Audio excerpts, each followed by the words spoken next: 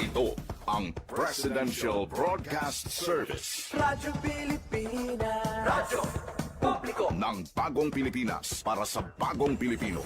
Naghahatid ng mahahalagang balita at impormasyon na guugnay ng pamahalaan sa sambayanan. Tulay sa himpapawid ng serbisyo publiko. Radyo Pilipinas. Radyo Publiko. Ang boses ng Pangulo. Sa Iloilo, Radyo Pilipinas.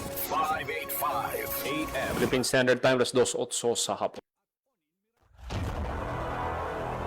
Mga labing ulihing nga hitabo, hibaluon, mga hangkat at tubangon, mga bagay nga importante, aton ginahalungan, aton ginabantayan.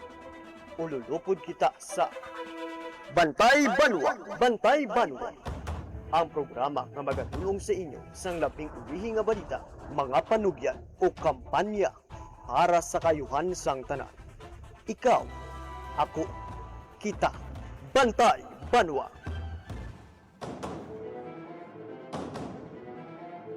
Mayong hapon Western Visayas, mayong hapon syudad kag probinsya sang Iloilo. Welcome sa pagpangalagad sang programa Bantay Banwa. Huwebes ng edisyon kita Hulyo 23, tuig 2026. Programa nga magadulong sa inyo sa labing uli nga balita, mga panugyan kag kampanya para sa kayuhan sang tanan. Inang inyo alagad kag anchorman Joseph Paul Nobles sa Tarosa. Ululupod kita subong nga hapon diri sa Radyo Pilipinas Iloilo. Sa aton nga mga balita nga patpaton subong nga hapon, mga kabinan, naghilapit na ang State of the Nation address ni President Bongbong Marcos. Kagluyag naton may baluan ano ang gina-expect ninyo na mabatian sa sona ni President Marcos. Pwede nyo gid ma-comment no dira sa aton nga live. Kay basahon naton, i-discuss naton diri no sa aton nga pagpangalagad. Kag ipalayag naton karon ang interview ta kay Director Raul Fernandez. Mga kabiyanan, siya ni ang Regional Director sa Office of Civil Defense. Ini may kang tanan no sa mga gina-expect sang OCD. Ano na bala ang mga maayong balita kung mga developments nga na ano no natigayon nga malabot under the Marcos administration.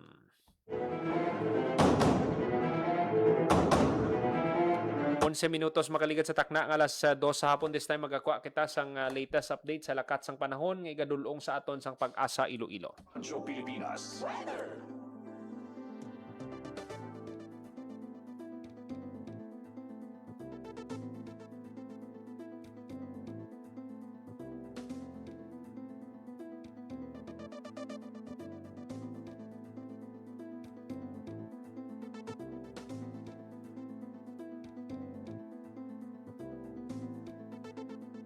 Kaupunta sa piyak nga linya Pag-asa Weather Forecaster Leonor Silvestre. Ma'am, welcome sa Radyo Pilipinas. Maayong hapon. Hi, hello. Maayong hapon. Muna yung ating latest weather update para sa karon nga adlaw sang Webes, July 23, 2026. So as of 10 a.m. kaganang aga, ang gana-monitor natin nga si Bagyong Quiapo. Ay gina-estimate natin base sa mga available nga data nga ang iya sentro ay ara sa may 830 km east of northern Luzon. May maximum sustained winds nga 45 km per hour near the center, kag gastanas nga up to 55 km per hour. Ang iya hulag ay pa northwestward at 25 km per hour. Base sa ating track and intensity outlook, si Bagyong Quiapo ay posible magapalapit sa may northeastern portion of mainland Cagayan between tomorrow morning and afternoon, and then magapalapit man ini or magalandfall sa may vicinity of Babuyan Islands between tomorrow afternoon and evening. And then magagwa siya sa ating Philippine Area of Responsibility by Saturday morning or noon. So si Bagyong Quiapo nga niya ay wala ni siya ti direktang epekto sa aton diri sa Western Visayas. However, posible niya ni magapa-intensify ang aton nga southwest monsoon. Nga kung sudiin sa Ducaron, ang southwest monsoon naman ay nag-aapekto sa may Mindanao kag western sections of southern Luzon kag Visayas. So bangod sa nga sistema diri sa Western Visayas ay maga-experience sa magal-umo na kalangatan nga may mga lapta-lapta mga pag-ulan pangalat kag panago of dugas ang southwest monsoon. Mahina tubtub makasarangan naman ang hangin naton nga magahalin sa direksyon southwest to south. nga magkadalasang makanay tubtub makasara nga pagbalod sang aton kadagatan. Forecast temperature natin generally nasa 24 to 32 degrees Celsius. Ang adlaw nagbutla kagining alas 5:37 sang aga kag magatunod ini alas 6:16 karon sa hapon. Kag muna ang aton latest weather update halin diri sa may Iloilo Daplo Radio Station. Ako si Leonor Silvestre, madamo agad nga. Salamat. Madamong salamat pag-asa weather forecaster Leonor Silvestre. Sumito mga kabilang latest update sa lakat sang panahon nga gadulong sa aton sang pag-asa Iloilo. 13 minutos magkaligat sa taknang alas 2 sa hapon.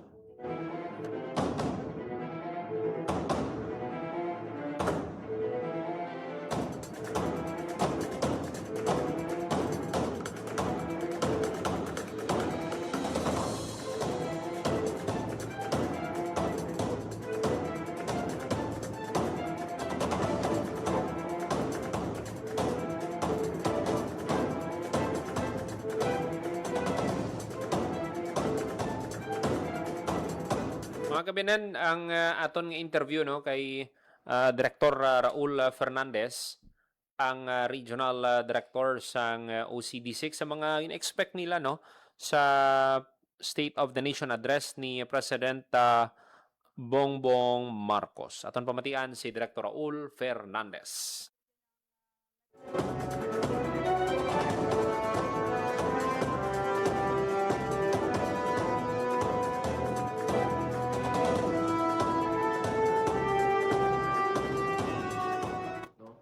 Sa pagpapalakas ng disaster resilient dito sa ating bansa. At gusto rin nais din nating marinig yung mga programa no sa climate adaptation, no kung paano pa natin mapapalakas, no, mapapaigting ang ating o kung ano yung mga hakbang no na gagawin para yung ma-modernize pa natin yung ating early warning system, yung ating early warning system. At ang suporta rin ng ating mahal na Pangulo sa sa batas no ng ating sa Magna Carta ng ating mga DRRM workers. No, napakahalaga no, matagalan natin inani yun na sana magkaroon na rin ng Magna Carta. Kasi ano naman, kailangan natin ng isang professional na DRRM organization or association. So, yun ang yung gusto nating marinig. At of course, no, na lalo pa nating mapalakas yung ating emergency response capabilities. No, madagdagan yung mga makabagong equipment ng ating mga responders at maalalayan natin o matulungan natin ang mga local government units kasi sila ngayong sila yung mga frontliners, sila yung unang responders. So makapacitate pa natin sila no para mas maging epektibo yung kanilang pag-responde kung ano naman o paghanda sa anumang klaseng sakuna. Okay. Ang isang moderno at purpose-built na regional emergency operation center. No?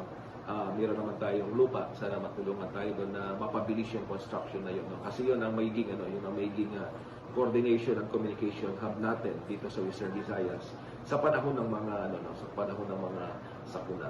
At sana mapalawak din natin or sa katuparan na rin natin yung ating minimiti na magkaroon tayo dito ng regional training center. Meron na rin tayong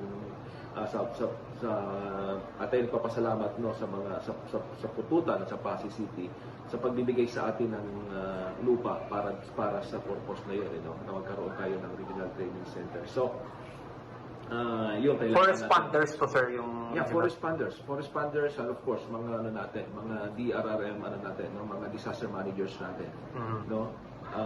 So malawak ang nito no sa strategic pag-training sa mga strategies na and then yung enhancing yung skills ng ating mga responders natin at pati yung mga managers natin of course no. Sana may katuparan na natin yun. At yun namano natin yung maging na yung ating mga volunteers natin. No? Kasama na doon of course yung ating National Services Corps na matulungan na tayo na mabuo na siya. No? mabuna at ma-organize natin at ma-mobilize natin kasi kinakailangan na natin ng mas marami pa ng mga volunteers.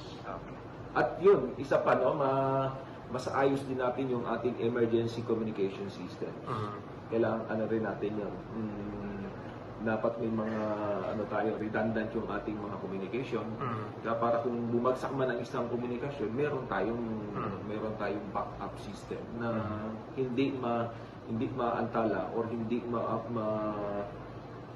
ma-disrupt yung ating koordinasyon sa mga responders natin, mga local government units, as mga ahensya. Okay. Nais mong, or masasabi natin, ano yung mga nakita mo na, sir, na mga pagbabago, mga projects, programs sa office niyo, sir, dito sa OCD Western Visayas? Ang malaking pagbabago, no, ang mga nangyayari dito sa ating opisina. Unang-una napaigting natin na paggamit ng ating incident command system at napalawak natin yung pagtatatag ng Emergency Operations Center. So, at tayo nakapag-rin na pamagitan ng suporta ng national government. Naging malawak din at napabilis din yung ating mga koordinasyon sa mga local government units at sa mga member agencies ng RDRRNC. Ano yung mga specific, sir, na mga support yung binigay ng national government sa inyo, sir, para mas maging smooth yung coordination natin sa pagtatatag nitong mga systems na to? Yeah, unang-una, no, yung presensya ng ating mga miyembro ng mga gabinete, no, kapag nagkakaroon ng mga sakuna, makikita mo na nandiyan sila kagad, no. Ang kinatawa ng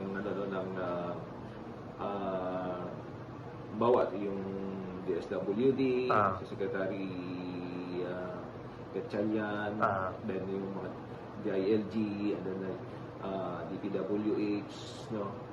Tsaka ang presidente mismo, nandiyan siya kakagad. So, ang ibig sabihin, mas napapano yung yung aming koordinasyon sa mga ahensya, kasi nakikita nila na ito ay priority program, mahalagang programa ito sa ating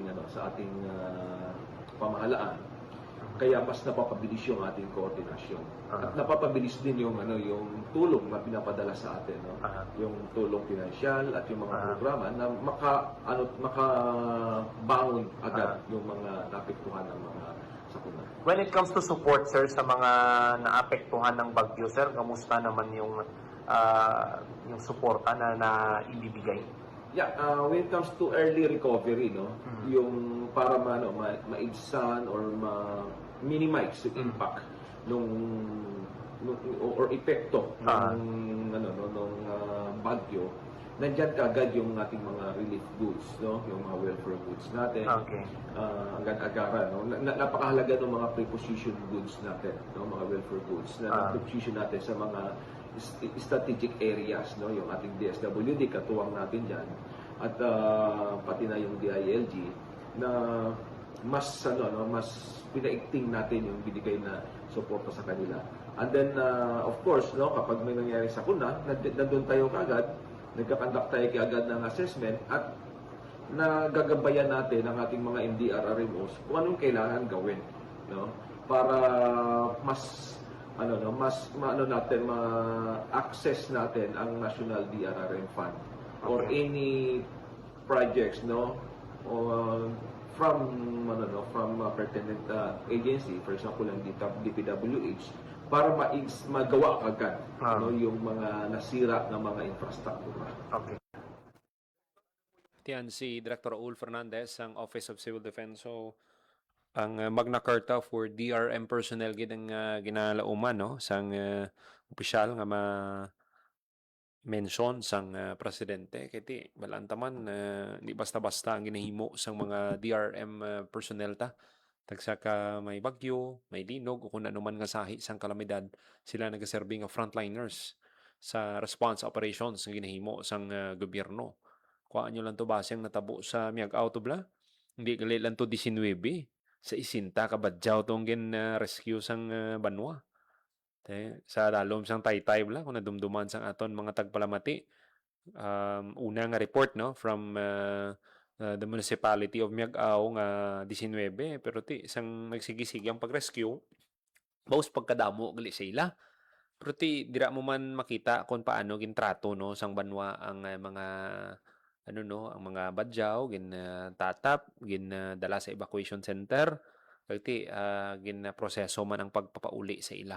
So dira mo makita no ang humanitarian response man nga ginhimo sang local government unit sa bulig man sa mga responders ta, MDRRMO kag ang mga uniform personnel ta nako man ang bulig ang Philippine National Police, Philippine Coast Guard, ang ano pagid ang PNP ta no, damo gito bisan ang mga barangay officials man nagbulig no. So amo naman na ang balantayan kung maglain ng tiyempo no. So subong pa lang dapat may mga ginahimo na kita nga mga preventive measures para nga ti hindi bala kita mabutang sa peligro, hindi dapat kita mabutang sa alang-alang kaya ang kabuhi ta isa lang kung ano matabo sa aton kung mapatay ka mo dira sa tunga sang kalamidad hindi na mabalik ang kabuhi ninyo. So maayo na nga ti may mga advisories from Pag-asa for example kay ina no, nagtawag kita may balaan tabla kung ano ang aton nga obrahon makaplano kita ahead kag malikawan ta ang anuman nga disgrasya o kung may mapatay sa tagsa ka kalamidad. 24 minutos makaligad sa takna alas 2 sa hapon. This time magkuha kita sang report.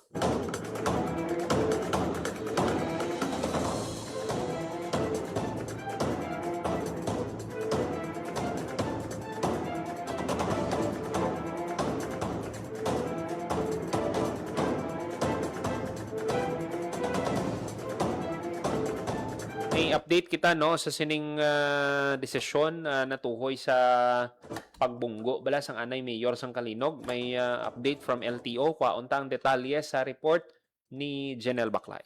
Radyo Pilipinas, report. Nel, Paul Gin affirms ang Land Transportation Office, National Office, Central Office, pagi kay Chief Assistant Secretary Marcos Lacanilaw, ang nangin rekomendasyon sa Land Transportation Office Region 6 pagi kay Director Attorney Gadyoso Iduspan II nga naga-revoke sang driver's license sang isa ka anay alkalde nga nagbunggo sa duha ka mga motorista sa separado nga aksidente sa nagdigad nga bulan sang Marso. Kung matandaan Paul, tandaan siguro sa aton sinipila ka mga kauturan nga mayara sing anay mayor nga na-involved sa duha ka mga aksidente sa diin nga ang iya ginamaniho nga pick up bla nakabunggo sa motorista, ang isa napatay gid taga New Lucena kag samtang tani ang nabunggoan niya ginbalikid niya no o kung nagsurrender siya sa kapulisan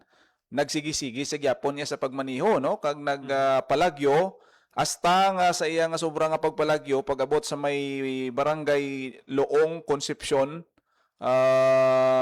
Iloilo nakabunggo pagid siya sang isa pagid ka motorista nga nagresulta naman sang pagkasamad sang sining motorista ti nagpatigayon sang hot pursuit operation ang kapulisan patapos ma-identify ang plate number sang salakyan kag dito na tumod nga isagali ka anay alkalde ang nagamaniho sini no tikag dito nga gin dakop kag kabahin sang pag-imbestiga sang Land Transportation Office ang isa sa mga penalidad niya sini amo nga gin-revoke sang LTO ang iya lisensya sa sulod sang duha ka tuig kag ini ginsuportahan sang LTO Central Office matapos nga magpagwa sila sang order sini lamang nagabot sang July first week of July no ang ining issue nga nagasuporta sa desisyon sang LTO 6 Intelligence and Investigation Unit nga hindi anay o kung hindi na pag i-allow nga maka-renew kung may isyuhan sang lisensya ining anay alkalde Paul no kay tungod nga nakitaan nga mabakod ang mga ebidensya nga nakitaan ini siya sang negligence kag ang anggulo sang reckless driving ti sulod gid siya sa sini nga mga biolasyon suno sa Land Transportation Office. Ang masubo sad to kay ang ining isa ka 20-year-old nga lalaki napatay gid adto no matapos iya nabungguan kagang isa nakaangkon sang severe injuries sa sining duha ka mga aksidente nga natabo o kon pagpamunggo sa isa gid lamang ka adlaw. Tisuno sa LTO ang ginpangayuan man ini siya sang explanation kung nga ang wala siya nag-stop abi after sang insidente kay nakita nila nga daw hindi gid bastante ang iya sini nga mga rason nga ang nabungguan niya kag wala siya mag-surrender after sang una pa lang nga insidente Paul. Ti amo tong masubo kag nagresulta gid sa kamatayon sang isa ka motorista. So sa karon ti kun wala ka lisensya, but silingon hindi kay iya makamaniho sang imo salakyan. Dapat lang. Kay magserbi ng leksyon no sa aton nga mga kauturan bala nga seryosong LTO sa pag-implement sa sining mga pagsulundan kiti kabuhi ang ginestoryahan diri nil pila ka kabuhi ang ginguba sini sang reckless driving sa sining personalidad. Kay supposed to be kon sa una nga insidente may nagsungka na siya nga daan no. Wala na siguro nagdako. Wala na siya nakabunggo paliwat. May intent gid nga maglagyo. So nagpalagyo siya kag sa iyang while nagapalagyo dito nabungguan pagid ang pero dahil lang ang una nga may napatay sa una nga pagkabunggo. Una nga pagkabunggo no sa kwan ini natabo sa may Anyo Lucena. So dito pa lang nga daan amo ni sang una nga gin flash bala sa tanan nga mga police stations nga may nalagyo nga pick up nga amo sini kag dito na diskubrehan nga anay mayor gali ang naga-drive kag abis ang mga investigador sa una nga isa lang ang nabungguan pero sang gin-verify sang pamilya kag sang gin-trace up na ang ini nga salakyan sang anay alkalde nadiskubrihan nga ang plate number niya siling sang mga pamilya sa ulihi nga insidente siling amo man na siya ang nagbunggo sa amon nga himata. So may ara sing confirmation kag gin-admit ina sang sining former mayor nga ang nagdala sa iya, ang nagtulod sa iya nga wala siya nagsungka dayon tungod nga nagpanik siya kag kinulbaan siya after sang insidente kag suno sa LTO do hindi man ina-acceptable nga rason. That's why nga in effect ang ining recommendation nga i-revoke ang iya sini nga driver's license. So kabay pa nga mas enforce pagid no sa aton LTO kag nakita nato no nga ang pag reaffirm sini sang LTO nagapakita lang nga why sila sang ginapili. Nay mayor ka man, simple ka lang nga tawo basta nga nakahimo ikaw sang sala kagid may mga konsekwensya gid na. So ini sa aspeto sang sang layi naton sa dalanon nga naga-cover sang aton sini responsibilidad sa drivers sa pagmaneho. Ang criminal aspect naman niya kung nag-file gid man case ang pamilya korte na toya ang ma-resolve kung gin-person nila ang kaso o kung mayara sing settlement na nga natabo sa sining involved no nga anay opisyal bugat ang mas mabugat tong may napatay nga daan. So initially do may isang una kung di ta kumadumduman pa nato no nga mayara sang settlement kasi syempre amo nagin man ng iban kung nabungguan ka di kag na patyan sang himata usually depende sa pamilya kung ma-file sila kaso o kung makam-up sila settlement no nga masiling tiya mo sini depende na lang ina sa arrangement. So ini nga aspeto sa bayan sang LTO parte sa issuance sang driver's license na pamatud-an nila nga mayara sing kapaltahan sa bahin sang siniya nga opisyal. Nel madamo gid nga sa. Amo ni madulong naton nga report para sa Bagong Pilipinas, General Baclay, Radyo Pilipinas, Radyo Publiko. Radyo Publiko, Radyo Pilipinas. Madamo nga salamat Janelle Baclay sa report sining pag-reaffirm no sang desisyon nga i-revoke ang license ang sining anay mayor. Mayor ka man, anay mayor ka man, simple ka nga tawo, negosyante. Kung nakahimo ka sang sala, dapat mo gid na iya atubangon. Kang mga konsekwensya gid. Radyo Publiko, Radyo Pilipinas. Pero ang nakita ko bala no sa sining mga nagkakatabo bala nga mga sa sining mga aksidente dapat hugton pagid no ang or pabugatan pagid bala ang penalidad kay ang iban naanad na lang nga i-settle pero ang bala ang epekto bala sa natabo. For example, sina, patay gitong, Pero tido, kung mag-settle, ti respetuhon taman inang desisyon sa mga aggrieved parties. Pero, makarelate kita sina, kati, ang akon nga erpat, bungguan ganito sang January. Pero ang, in fairness to sa driver, nagbunggo, why man to siya nagpalagyo? Why ba to siya nagpalagyo? Nagsungka man. Muna bla, dapat bisan diin man kita dalon, dapat mangin responsable gid kita nga manugmaneho. Kay ang aksidente nuhi mo man na gusto way mo man na gin gusto galing kisa kon ang problema gid sinang mga nakainom. May man nakita gani kita diri nga post ang isa ka SB member sa Miagao, may aksidente man to. O amo man na ang reckless driving gid. Muna nga dapat hugton gid dapat sang LTO ang mga pagsulundan, ang mga gina-implement nila dira nga mga guidelines, policies para nga kung magkuha ka sang lisensya, masiling mo bala nga na siya, responsable na siya nga driver. Ito yung problema kung may mga red tape bala, which is ginapakigbatuan gid na sang LTO with the leadership man ni LTO 6 Director Attorney Gaudioso Hiduspan. So, amo na, kung ara kita sa dalan, make sure tagid nga maghalong kita. Kag sa mga naga-drive, nga mangin, umbaga, gid ka mo bala, tagid ka mo sang, may terms yun nga tagid ka mo bala sang allowance, let's say, sa pagtabok, sa pagpundo, nga hindi ka mo makabunggo, di ba? Minadumduman gani ko kagapo, asang nagligad si Mana, nadumduman ko, nagalakat-lakat ko dira sa area sang JM Basa. Patabok ako halin sa Washington, pakadto sa Robertos. Ano pa to ang electric vehicle pa na bla? Mo to do bungguan niya pa ko. Amo na bla dira mo makita nga may mga irresponsible gid nga mga drivers. Kamo dapat nga nagatabok, dapat mangin alisto man kamo hindi kamo magkumpiyansa. Hindi ko nila pagbungguan or dapat kamo mismo man nga mga nagatabok, naghatag man kamo allowance man taon yung kung dumauna siya paunaha. Pero kung gipauna niya kati, make sure mo nga pauna ka, may time nga pauna ka pero mahirit man siya abante. So muna sa dalan damo gid disgrasya. Pero kita mismo sa aton kaugalingon dapat may conscious effort kita nga hindi kita makadisgrasya o kung makapanghalit sang aton isig kapareho. Pilipinas Radyo Publiko Radyo Pilipinas 36 minutos makaligid sa takna ng alas 2 sa hapon, dugang ang mga balita sa pagbalik sang programa Bantay Banwa.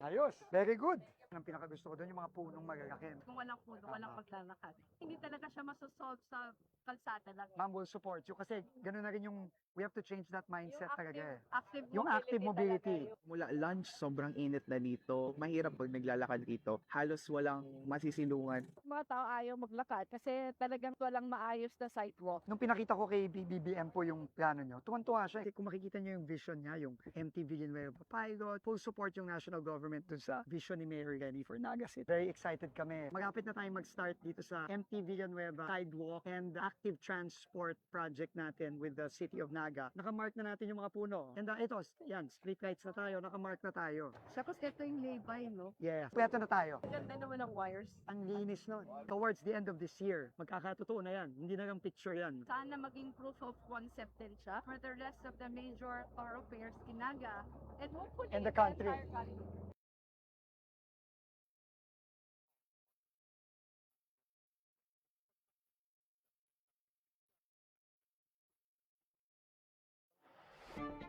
Pangako sa bayan, tungo sa bagong Pilipinas. Sona 2026. Alam mo ba, ang State of the Nation Address o SONA ay taunang ulat ng Pangulo sa kalagayan ng bansa at mga prioridad ng pamahalaan. Ginaganap ito tuwing ika-4 na Lunes ng Hulyo sa Batasang Pambansa kung saan magkasamang dumadalo ang mga mambabatas at iba pang mataas na opisyal ng gobyerno. Ayon sa konstitusyon, layunin ng SONA na ipaalam sa Kongreso at sa taong bayan ang estado ng bansa at mga hakbang na iminumungkahi ng Pangulo para sa susunod na mga taon. Ngayong 2026, inaasahang gaganapin ang ika-88 na SONA sa kasaysayan at ika-5 SONA ni Pangulong Ferdinand Marcos Jr. sa July 27. Kabayan, ano ang inyong nais marinig sa ating ulat bayan? Pangako sa bayan, tungo sa bagong Pilipinas. Sona 2026. Magandang araw, si Dingdong Dantes po ito. Dahil taon-taon tayong binibisita ng bagyo, kailangang handa tayong harapin ito. Naalala ko si Mami, meron siyang isang envelope kung saan nakatago ang mga importanteng dokumento para madaling kunin at dalhin kapag may bagyo. Ang misis ko naman, may nakahanda palaging emergency go bag na may lamang damit, gamot, pagkain, tubig at pera na kasya hanggang 3 araw sakaling kailanganin namin pumunta sa evacuation center. At syempre, ang toka ko, bago pa dumating ang bagyo, sinisilip ko na kung may mga butas ba yung bubong o ang ibang parte ng bahay na kailangang i-repair. Nakamonitor din ako sa updates ng Pag-asa tungkol sa bagyo. May kanya-kanyang responsibilidad sa bahay para sure na ligtas ang buhay. Dahil, #panatag ang may alam. Maging panatag Pilipinas. Sana'y tiyakin ng mga magulang kung maipanganak akong malusog. Kumain si nanay ng may sustansyang vitamin A panlaban sa impeksyon. Para din sa mata, balat, bumbunan at mga buto. Iron, pampabuhay ng dugo at muscles. Iodine, pang-iwas sa komplikasyon at pagiging abnormal. Importante din ang check-up kay doktor. Kasi healthy nanay, ganda buhay.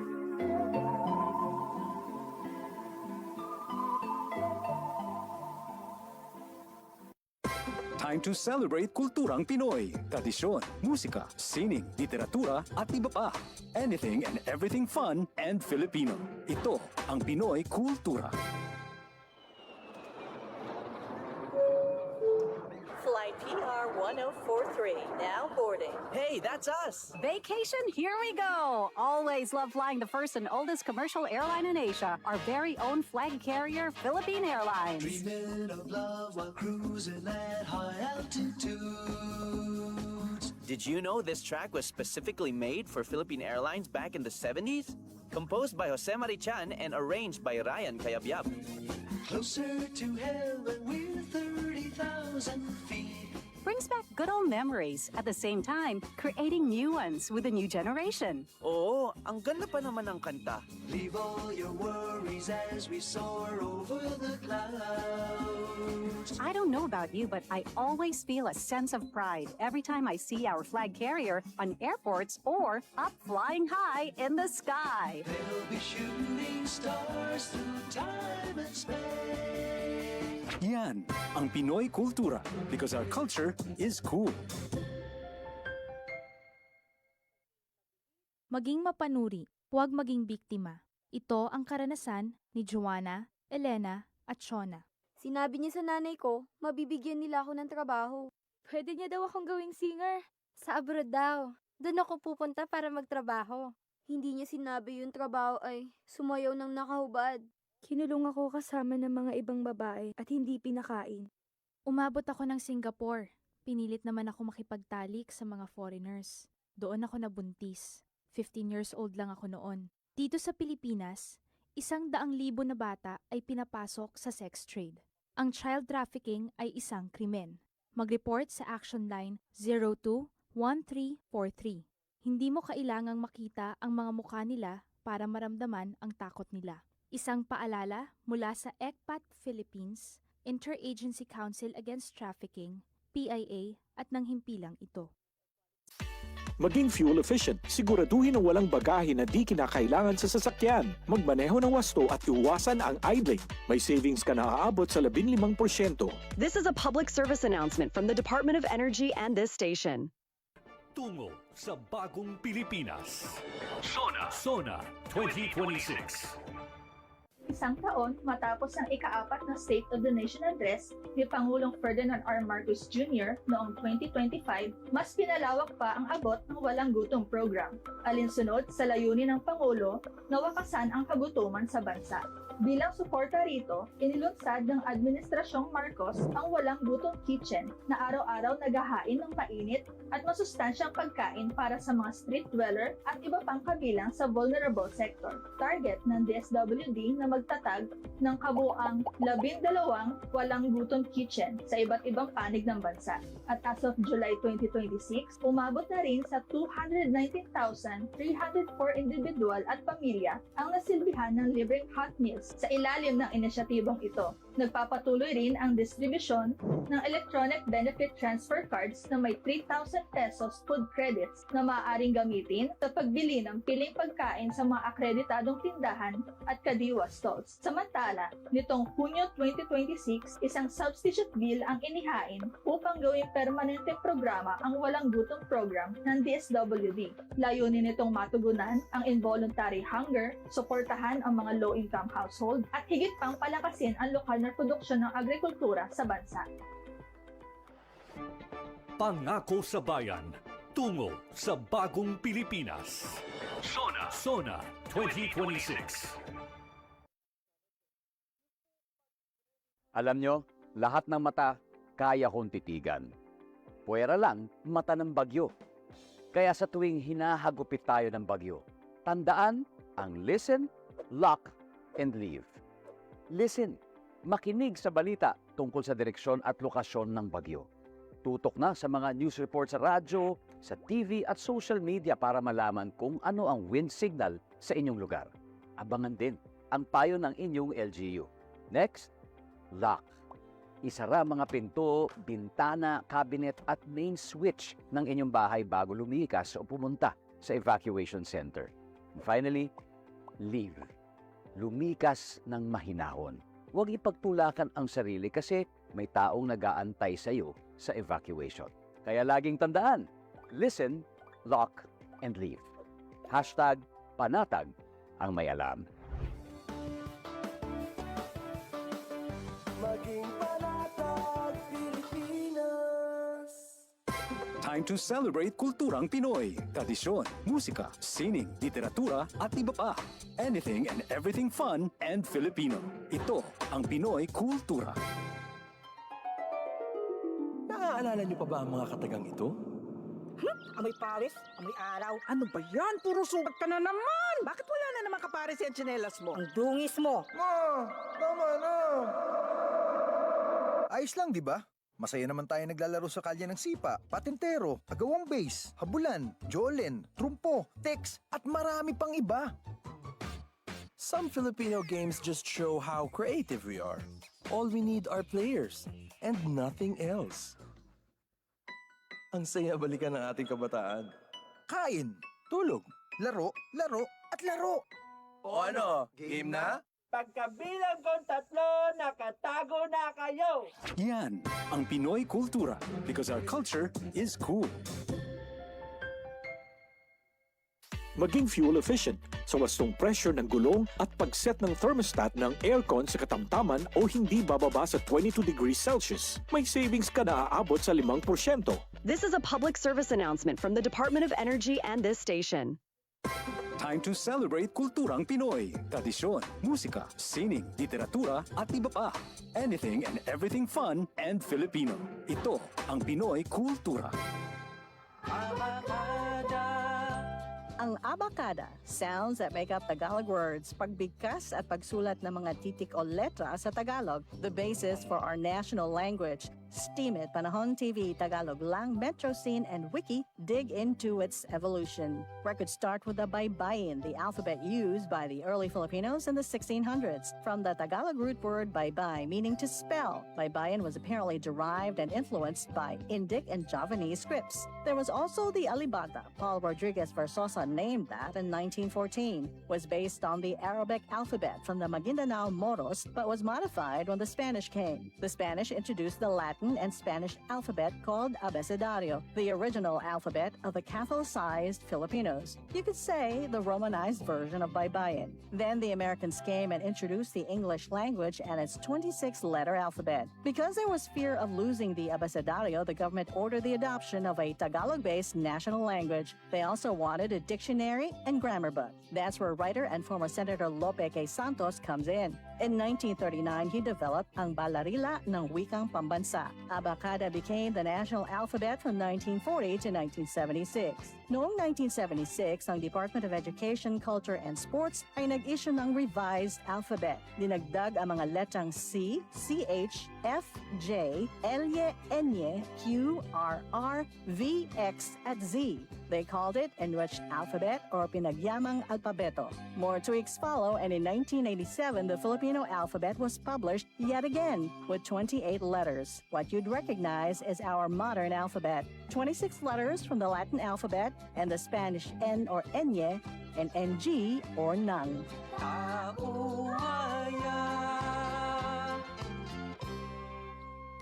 Yan ang Pinoy kultura because our culture is cool. Maging fuel efficient. Planuhin ang bawat biyahe para iwas traffic. Mag-carpool para sa mababang carbon footprint at emission. Tipid na pamasahe, may savings ka na aabot sa 10%. This is a public service announcement from the Department of Energy and this station. Time to celebrate kulturang Pinoy. Tradisyon, musika, sining, literatura, at iba pa. Anything and everything fun and Filipino. Ito ang Pinoy kultura. Alam mo ba kung ano ang mambabatok? Think about the tap, tap, tap of the bamboo stick on a thorn to draw a symbol on someone's arm. This is the traditional Kalinga art of tattooing, performed and kept alive by traditional tattoo artist Wangod Ogay, also known as Maria Ogay from Buscalan, Tinglayan, Kalinga. Wikipedia says Wangod is the Philippines' oldest mambabatok at 105 years old now. Sarah Barnes honors Wangod in My Modern Metro, telling Wangod's story as an apprentice at 15. Breaking the norm, learning the mambabatok tradition that used to be taught only to men. The art began with the indigenous Butbut warriors, headhunters, who got tattoos with special meaning, usually after a kill. But for women, the art portrayed standards of beauty. Wangod recalls her friends covering her arms and legs with tattoos she still wears proudly. She mixes her ink from pine soot and water and has hand-tapped tattoos on bodies of people from all over the world. Wangod inks a design that carries symbolic meanings specific to the mambabatok culture. Thousands come to make the long journey to get inked by Wangod. Discovery Channel featured her and her art in 2007 on Tattoo Hunter, bringing Kalinga art to a global audience. The National Commission for Culture and the Arts honored her with the prestigious Dangal ng Haraya Award in 2018. She was also nominated for the National Living Treasures Award. Yan ang Pinoy kultura because our culture is cool. 51 minutos pagkaligat sa takna ng alas 2 sa hapon, padayon kamo nga nagapamati diri sa gyapon sa programa Bantay Banwa. Mga kabanan, sa dugang panaton nga balita, naglabot sa 129 milyon pesos nga balor sang illegal nga droga ang nakumpiska sang Police Regional Office 6 sa 2 ka bulan nga anti-drug operations. Kag sa nadumduman ko sini, ang data nga ni base sa datos ng PRO6 from May 22 to July 22. Malin sa nagpungko si PRO6 Director Brigadier General Randolph Tuanyo. So kung nadumduman sang aton mga tagpalamati si General Tuanyo sini isa sa mga gintagaan niya gid sang talupangod no ining kampanya kontra illegal nga droga nga pabakuron gid kag pisanan pagid no sang aton nga mga operatibang pagpanakop kag amo na ning nagakatabo subong terrible gid ang dinakpanay. Ti kun ikaw drogista masigi ka pa, di ba? Mayo gid yang maguntat ka subong kag mangita ka sang iban nga sa isang palangabuyan. Amo nang dapat gid nga himuon sang aton nga mga drug suspects. Hindi ka mo masilaw sa income. Kaya kung ara na ka mo sa presuhan, hindi na ka mo pangabuhi. Curtail ang inyong freedom. So, paano ang pamilya nyo? Paano ang mga salaguro ninyo? Itong nakita natin siya ni kalabanan, may iban nga ginahimo nga paagi no para masustenir ang ilang mga bisyo may ara nga ti hinihimo nila nga paagi para makapangabuhi pero ti way mangyapon kiti ang gina-income mo i-bisyo mo tapos kung kulang mga what ka mang-hold up ka di ba way mangyapon futuro so dapat ma-realize gid na no sang aton mga kauturan. 53 minutos makaligad sa taknang alas 2 sa hapon ng iban pagit ng mga balita patpaton naton sa masunod nga edisyon sang programa Bantay Banwa. Ginapasalamatan ta ang aton mga kaupdanan sa technical side sa studio engineer Roy Louis Kaipang sa transmitter Mr. Jeffrey Betita para sa Bagong Pilipinas Joseph Paul Noblesa Tarosa Radio Pilipinas Radio Publiko. Ang inyong tulay sa himpapawid ng